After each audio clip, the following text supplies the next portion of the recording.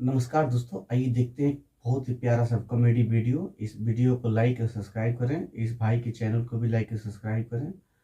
तो आइए देखते हैं इस वीडियो को। लीजिए स्टार्ट।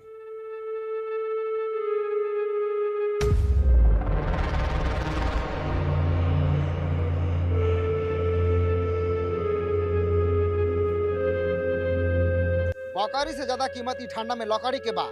कावना से पूछ के हमर जारना उठा के ले जाता रे सरवा चोर। हरामखोर। ए बाबू काहे ऐसे बोला रे? बाकी तोर भाई है नु। कोनो चोर जानबूझ के चोरी ना करे, कोनो कुटा जानबूझ के गुना खाला। सबके अपन अपन मजबूरी बा। हमरा लगे तलवार छुरी बा। पेट फाड़ के लात पचनी बाहर निकाल देम साले बुढ़ान। ज्ञान पे ले बारे मैं आधार छे। उ हमर भाई हो के चाहे झाट होके, ओकरे से हम घर चले लेका। ई ठंडा में चंदन के लकड़ी से महंगा बाजार ना लकड़ी। एको कदम आगे बढ़ैले सही बात। तो नी सबनी के तलवार से खच खच खच खच काट देम। काट दे। लौका घिउरा कोहरा ना बानी कि खचखच खचखच काट देबे। लोहा टन मुख बानी ऐसन दुख देम कि गार के माथा से मर जाएबो। मने ऊपर से छोड़ी या नीचे से सीना छोड़ी। काट दी का काट दे। छोड़ी बहिन कर ना भाई काट दे। सरवा हमनी के पुरानका खिलाड़ी नु है, सारा दाव पे जानी ले। साला बूढ़वा से ताव में काहे बा। बुढ़वा से के छोड़, भैया के काट। उड़ाओ दू टुका।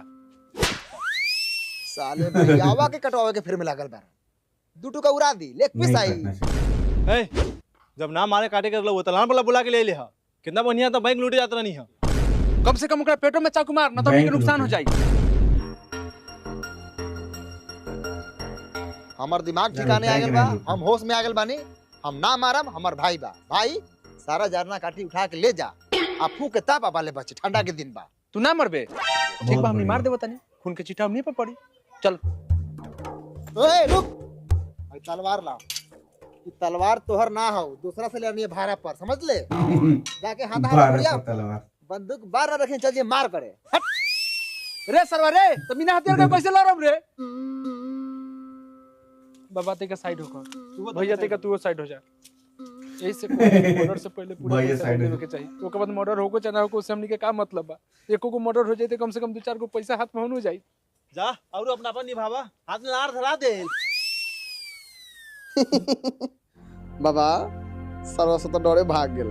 है तो भागी ना। लाठी के सामने कौन तलवार के भाईलू बा।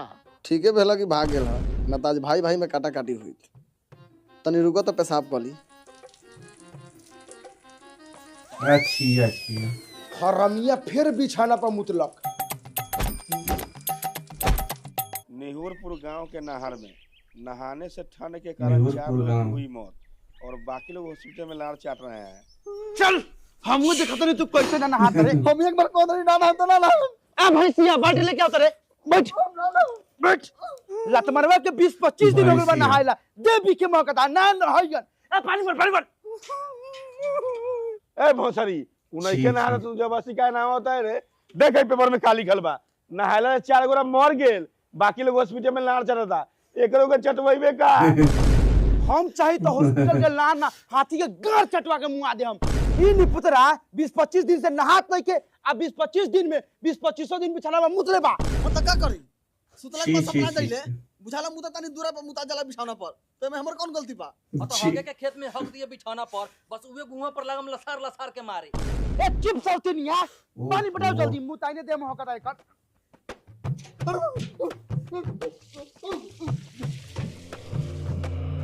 ए साबुन दे साबुन। बहुत कष्ट है, मर गया क्या यार। अरे बा मर गया। बतावा पपीता भाई, साला से जाना था कि इतना ठंडा पड़ा था तो लड़का के जबरदस्ती नहला के का जरूरी। अब प्रणाम। खुश रह। बताओ, गांव के जवान लड़का सब मर जाता आ तुहनी का बार उखाड़ला जिंदा बारा। थोड़ी बहन करा के लड़का। भाई उठा। अपना गांव के सरवा लगा दो डोबरा बा। यही से तो लार चाट के जा रहल बालू। तोरी बहन के केकर लड़का रला कहो पपीता भाई। ओई कोनो सरवा बिगड़ल पपीता बाप भाई। सुधर लइका। बिगड़ल वापस बिगड़ल। पानी चढ़ावे के पड़ी। ए बबी तनी कलो में से भर ले आओ तो चढ़ा दी। ऐ ठंडा लावा ना क्या है करेगा? ठंडा। कल का पानी चढ़ता है। हाँ तो ज्यादा पैसा है तो कीन के ले आओ। हम तो सोचे हैं कि पैसा बचेगा तो श्राद्ध में कल काम का आएगा। पानी कौन चला अब था? ये लुटा दूं, हमको क्या है। माल जाल का डॉक्टर का बोले बोलो तो कोले का नु पानी चढ़ाई। ज्यादा बोल रहा सही ना बात मुंह है। दे हम। माल जाल के साथ साथ आदमियों के डॉक्टर बानी। ले जाओ फूक फाक के ताप जाइए। ऐसा हूँ ना चाट गेल हूँ। धूप का कितना दी?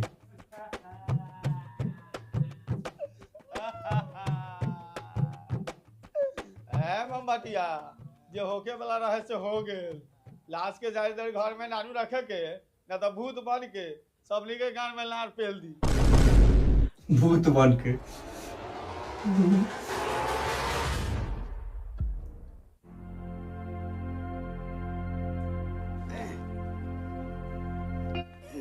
हे माई हमरा के एगो जींस वाला ब्लेजर किनून दे। ए जो भाग बाप से किनो हमरा लगे पैसा नहीं के।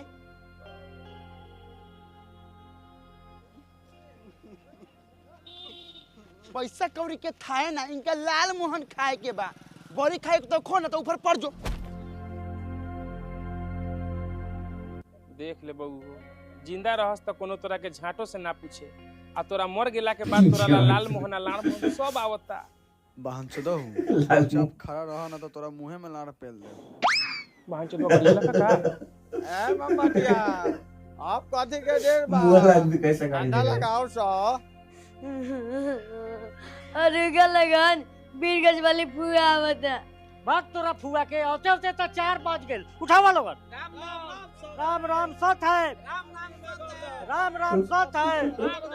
सत है। अरे अमर राजवा सत है सत है। विशाल यो बहाने एगो भोज तो मिलल। भाग तेरी यार बहन ये गलत बात है। हम लाड़ खइयो। ए बबू ए तनका इधर तो बड़ा जोर से पेशाब लागल बा। माफ करो चाचा, 2 दिन पहले ही सरवा हमरा के उठा उठा पटक लेबा। हम एकरा के कांधा ना देब। चिंता मत कर 2 दिन पहले तो तोरा के उठा उठा पटकले रही। अब डायरेक्ट तोरा मुंह में मुता। गत है ये क्या यार?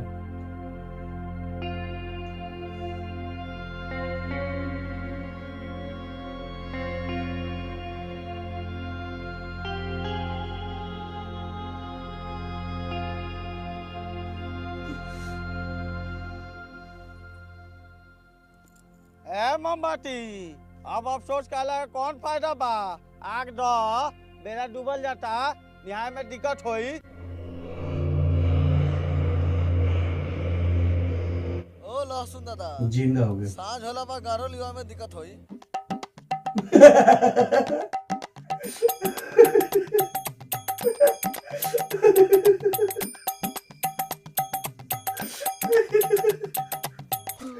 अरे यार वो जिंदा है यार।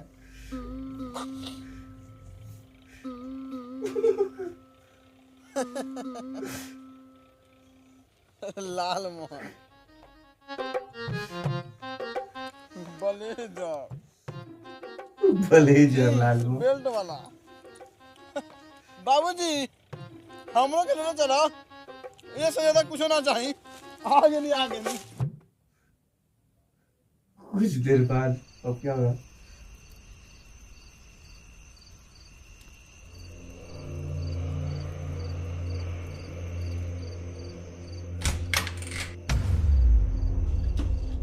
जय हनुमान ज्ञान सागर जय कपीस तिन लोक उजागर राम दूत अतुलित बलधामा। सब कोई डर गया यार। पवन सुत नामा।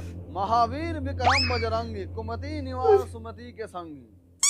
पापा इतना ठीक बा कि एकरा और आगे पढ़ी। तोरी बहिन करा के भूत से कहिए से हनुमान चालीसा पढ़े लागल सारा का। हाँ काट ले रही। हाँ के चाल पर गेट खोला। भूत का हनुमान चालीसा नहीं पढ़ता यार।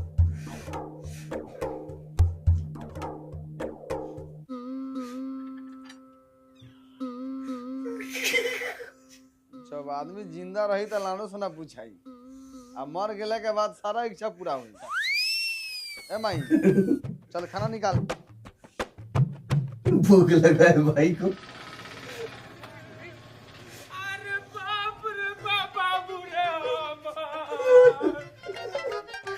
जिंदा है यार, जिंदा। अरे बाप रे बाप भैया हो भैया, हमरा बचने के उठावे से पहले हमरा के काहे ना उठा लेला। हे भगवान, अब हमरा के बुआ कही। ए हम कहबो फुआ, और कौन कहता? हमारी उठना, हमारी पहला हमारी उठना,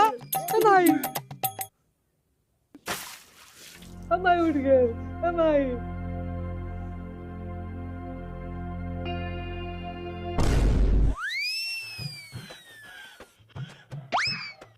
ए दीदी ए रउआ सास पर सास काले चढ़ले बानी। ई दोगलावा जिंदा नु बाटे, कोचले रलक हवे, जींस वाला ब्लेजर ला, अल्लाह मोहल्ला। अभी साउथ इंडिया के घर में कोनो मर जा गराजा चाहे ऊपर पड़ जाए, हम एकरा घरे थूकहू ना आए। ए मारिया रुक जा, कहां जोग ले रे, गाड़ी थोड़ी मिलता हूं, यहां सवेरे चल जाए। मार चप्पल के तोर मुंह फाड़ दे। ई घर में 1 सेकंड रुके वाला बानी हम करे, चाहे ता से हमरा घरे पैदल का ना जाके पड़े। चल ए माई रुक ना, गाड़ी ना मिलता हूं। बतावा लहसुन भाई, मोमबतिया के बेटा जवन कांड कइलक, उ करे लायक रहे, ओकरा से पूरा गांव के लोग हरकल बा। हाँ तो कौन आज के डोगला बा, 5 साल के रहे तबे से पूरा गांव में आग मुटता। हाँ तो तू बचिए के रही हो, बचपने से वही दोगला तोरा बा। देह पर मुद देनी, तो झाड़ लेकिन झोकर जेबा। ए सबरा बहुत सरदार से ऐसा नानू बोले के कितना हो तो तोर बाबा लेखा नु हो। हाँ तो हमर बाबा लेकिन हवा तो हमरा बाबा लंगा जास, पोता लंगा गान लिवावत हवा। बाबा लगे जास। त पोरा पर मुती, पोरा पर ए पोरा पर ना मुती तो तोरा मुंह में मुती करे बहन चोद। मार साला के बहुत ज्यादा। चार बार से ठंडा में कौन झगड़ा कलक रे।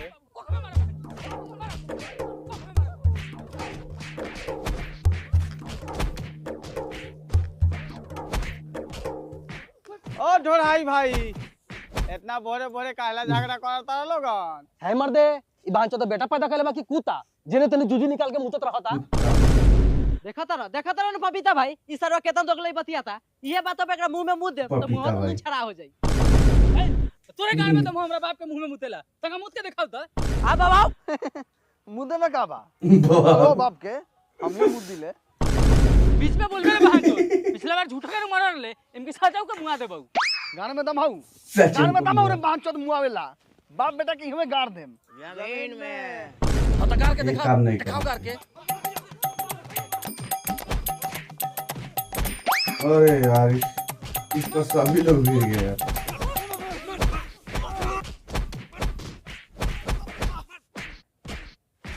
सच में पिटा गया यार। बाबू सरवा साचो को मर गेलो का? हां लागत त बा।